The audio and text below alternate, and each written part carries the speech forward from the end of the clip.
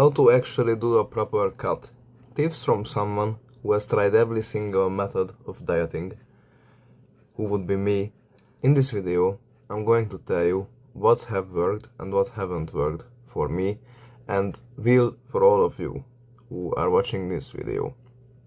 What you should and shouldn't do to actually really succeed with your diet. In terms of eating, you should always overestimate the foods you ate, the caloric intake you ate that day. You should always overestimate that.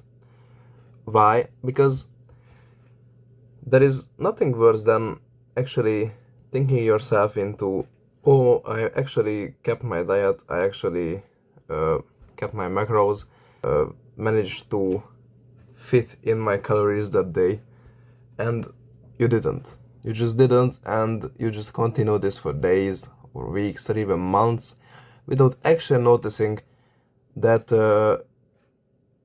you just aren't doing anything. The weight is not going down, you are not getting any leaner, you just look the same, the scale doesn't seem to move, and there is nothing worse than that. So if you for example ate something that should be about 500 or 600 calories, then say it is 650, just to really be sure that you just added a little amount to what actually the food is, because you can know for sure. You can know for sure how much you have actually eaten. You just know, like, for example, you are 80% punctual with that, so just keep that in mind. You should always overestimate the foods you ate, and then underestimate the calories you have burned with your training or with your NEAT.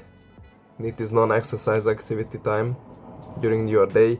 So for example, taking your dog for a walk, or doing some household work or something, and then underestimate that, because it is wrong to think that if you, for example, completed a 1.5 hours of workout session, of training in the gym session, it's wrong to think that it's around 600 calories. It's much less. And even if it's 600 calories, you are better off just underestimating it, so you will get more results in your cut. Eat foods which are high in volume and which are obviously low in calorie. Why? Because when you are cutting, you just really need the feeling that you are actually eating. Your brain needs to actually grasp the feeling, understand the situation, that right now you are eating food. Because unless you are doing that, you will be just constantly hungry, and the feeling constantly hungry is not a nice feeling for once, and on the other hand, it will sooner or later make you fail the diet, because it's just too hard to continue, and your brain will constantly send signals to your body that, oh my god, we are going to die. If you don't eat, we are going to die. Why are you starving? Get some calories in. And you just don't want that. And which are foods which are huge in volume and yet small in calories? Well, those would be any kind of fruit. For example, watermelon is a great one, but apples, pears, bananas, any kind of fruit is great for that. Why? Because they are also rich in fibers and they are huge in volume. So, and they are low in calorie as well. So they are just a go-to opinion in dieting, because fibers are also playing a key factor in your diet, because they support your digestion as well, but they also make you feel full after eating them, after consuming some fibers, which would be necessary in your diet. Obviously, you should aim to eat foods which are rich in protein, because they make you feel full, and naturally protein helps you keep the muscle you have gained during your bulking session.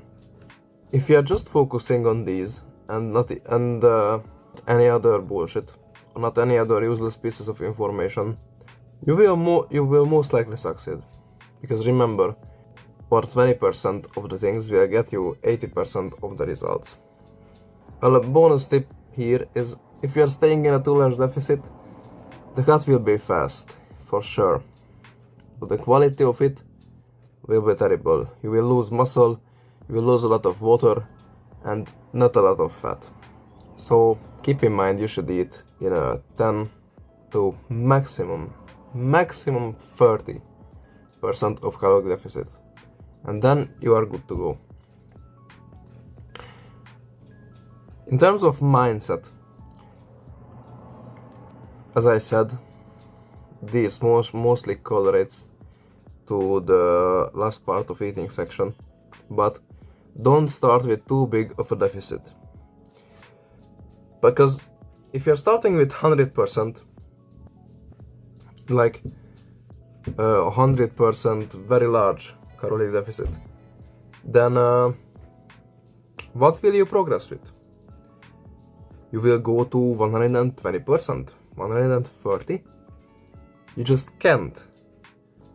You just can't surpass 100%. So start a little bit lower. Start, and then you can make your deficit higher and higher, so you can ensure you are progressing well and you are not starving from this first day of your diet. And also remember, it's a marathon, not a sprint. To cut a lot, you need a lot of time. You won't be able to cut 20 kgs in a few months. You need a year or more for that, if you want it to be quality.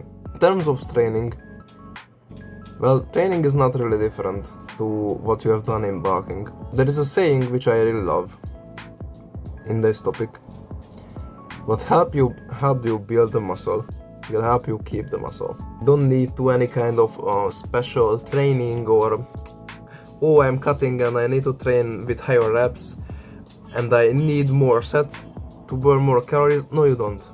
No, you don't. Take the exercises and the workout routine you use to build the muscle, and then use that to keep the muscle. It's that freaking simple. I'm going to also release a course which will be available in the description. It will be about fitness related to former fat guys, or currently fat guys, or guys who are struggling with body dysmorphia, they are lacking confidence, and they would like to change their lives. If you have a lack of self-esteem, you are looking terrible, your body fat percentage is above 30%, then make sure to go click the link and sign into my course. I will help you get to a level which you will be proud of.